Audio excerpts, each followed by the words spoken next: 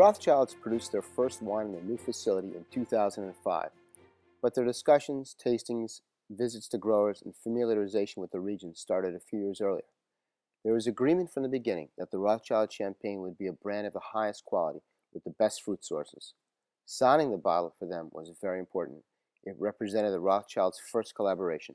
Since the Rothschilds were building a brand from scratch, they had the opportunity to create their own style. They agreed that it would be Chardonnay from the Côte des Blancs. Rothschild is really based on the Chardonnay because Chardonnay is known in the Champagne area to be the best variety, to get the finesse, the elegancy, and also the capacity for aging because the Chardonnay grapes are more acidic than the other one. Jean-Philippe Moulin is one of Champagne's elite winemakers.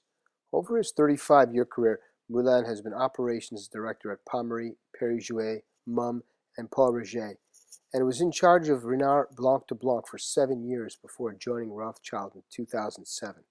He talks about the difficulty of obtaining Chardonnay.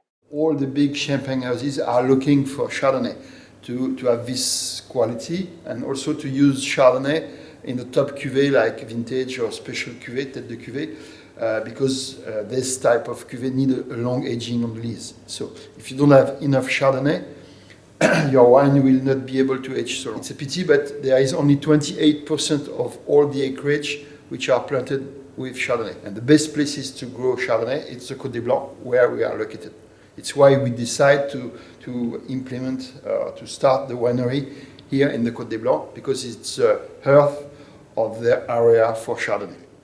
And people were looking to make Dom Pérignon, Cristal Roederer, Comte de Tétinger, Perrier-Jouët Belle Époque, Bollinger and so on. They want to have a Chardonnay in their blend because the Chardonnay is the guarantee of the quality and especially the lightness and the elegance for the blend. Chardonnay is scarce. It's not possible to buy vineyard land. There's none for sale. You must buy grapes from the growers, who own 75% of the appellation, and they're all sold out. The only way to obtain grapes then is to take someone else's precious allocation. This situation, most acute for Grand Cru Chardonnay, has been likened to a war.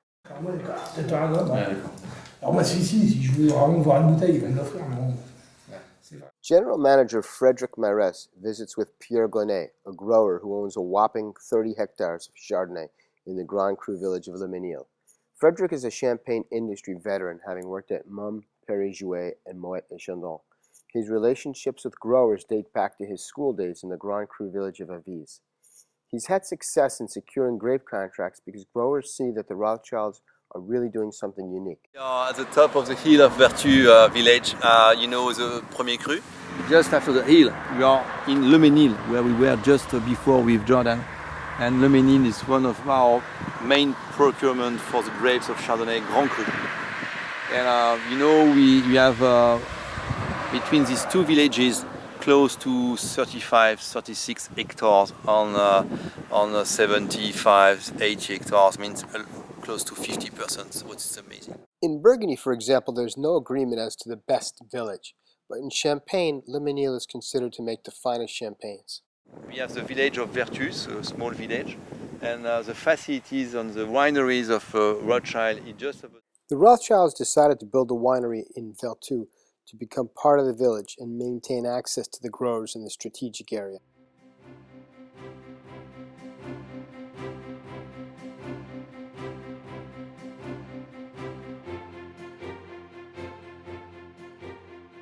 Champagne is unique in that it will reveal the most minor imperfections from careless or expedient pressing of the grapes. Marès explains how the Rothschild process employs the highest standards possible in the processing of these precious raw material.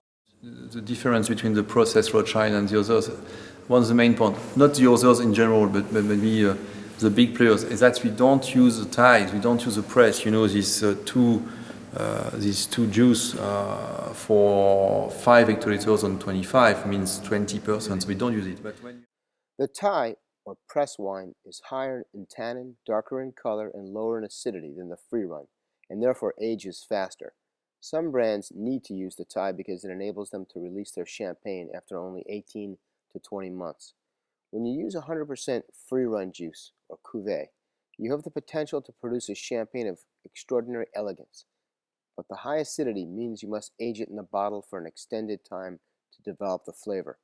This requires patience, and you can't have any pressure to get this champagne onto the market. We are not alone because few other estates used to do the same, to avoid to use a tie.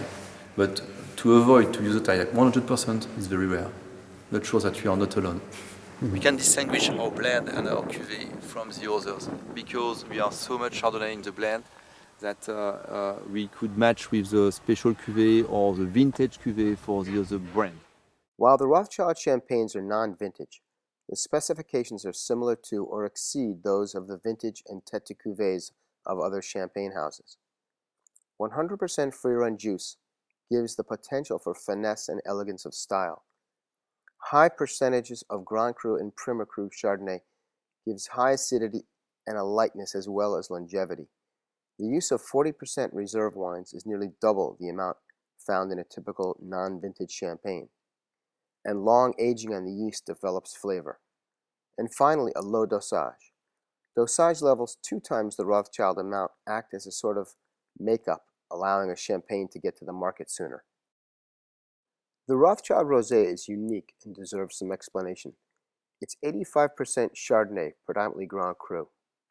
It is blended with 15% Pinot Noir from the Grand Cru village of Verzenay. It's bright and alive with a light pink color and subtle fruital aromas.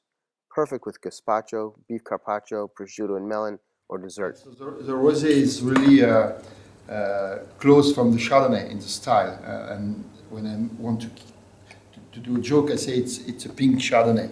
But the connoisseur who like the top champagne have this rosé also very well because it's very close from the Chardonnay, which is the top of the range, which is also the top of the champagne in the quality. Since the Rothschild Rosé is only 15% Pinot Noir, it's critical that this component be of the highest quality to match that of the Grand Cru Chardonnay, which is why the Rothschild secured a 10-year contract on a 5-hectare parcel of Pinot Noir in the Grand Cru village of Verzenay. To ensure that the Pinot Noir would add only the most delicate and subtle of fruit aromas, while avoiding any trace of tannin or bitterness, the Rothschild took the production of this key component into their own hands. Now, in one of the smallest red wine cellar of Champagne, and maybe one of the smallest red wine cellar in France, because Rothschild family decided to produce, of course, their red wine from red grapes in Champagne. In Champagne, you can produce a rosé by the saignée method, which involves the bleeding off of the juice after a limited contact with the skins of red grapes. Since the Rothschild Rosé is 85% Chardonnay, it's not possible to make a saignée because the Chardonnay skins have no color. The alternative, as Mérès explains, is to blend in red wine. You have to put, red wine in the white wine to make a blend and to have a rosé. Usually, people who are looking to make rosé in Champagne, they buy the red wine to big players in Champagne. So we have 3 or 4 villages in Champagne where they are using to produce a lot of red wine. In Lérissé, in the Aube, in Verzenay, in Ambonnay-Bouzy, and in Cumières. That means five villages. And you have big players who have huge facilities to make, the red wine in huge volumes. And after that, the growers are coming and say, okay, I would like to buy 50, 500, hectoliters of red wine to make my rosé. Well, because we are Rothschild, it's not so easy. The family said, no, it's impossible because we have a little experience on the red wine. So we would like to produce the red wine by ourselves. So we bought these 4 small tanks, very small. We bought the same sorting table, you say that, as we can find in Lafitte or in Mouton. But what's amazing, we just use this small winery for maybe 2 days, 3 days a year, That means that a lot of people who are looking this winery in Champagne say you are completely crazy in Rothschild because to pay and to buy this kind of installation only for 2 days a year, you need to be Rothschild to do it. Okay, we are in this place, in the beautiful place. Maybe the best place in the Côte des Blancs because it's an old-fashioned house whose name was Prieur. The Rothschild family is looking to invest in this defunct champagne house because it's next to the winery and could be converted to a guest house and possibly a small winery for this special cuvée. Downstairs are the oldest and largest cellars in the Côte Blanc, built in 1870 with a capacity to store 50,000 bottles of champagne.